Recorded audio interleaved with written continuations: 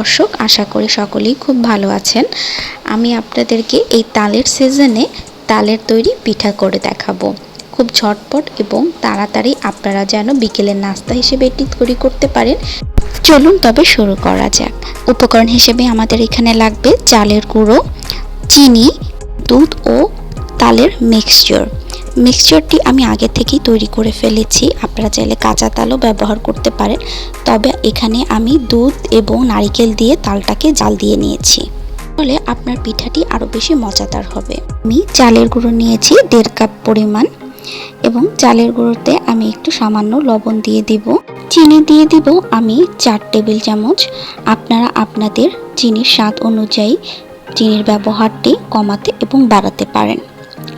তারপর একে একে আমি তালের সেই মিক্সচারটা দিয়ে দিব। চালের গুঁড়োর সাথে তালের রসটি আপনাকে ভাগে ভাগে মিক্স করতে হবে, তাহলেই পারফেক্টভাবে মিক্সচারটা তৈরি হবে। আপনি যদি একসাথে দিয়ে দেন তবে মিক্সচারটা ভালোভাবে তৈরি হবে না। ঠিক আমি যেভাবে দেখাচ্ছি এভাবেই আপনারা করবেন। দেখুন কত ভালোভাবে মিক্সচারটা তৈরি হয়ে গেছে। একটি প্যানে তেল গরম করে নিব। ভালোভাবে তেলটি গরম হয়ে আসলে আমরা বড়ার মতো করে তেলের ভিতরে দিয়ে দিব। কাজটি খুব সাবধানে করবেন যেন তেল কোনোভাবেই আপনার শরীরে ছিটে না আসে। দর্শক, আপনি যদি আমার চ্যানেলটিতে নতুন হয়ে থাকেন তাহলে অবশ্যই সাবস্ক্রাইব করুন এবং শেয়ার করুন। আপনার যদি কোনো নতুন রেসিপি জানার থাকে তাহলে কমেন্টসে জানাবেন। এভাবে আমি পিঠাগুলোকে উল্টিয়ে দিব যেন দোনো পাশেই ভালোভাবে হয়ে যায়।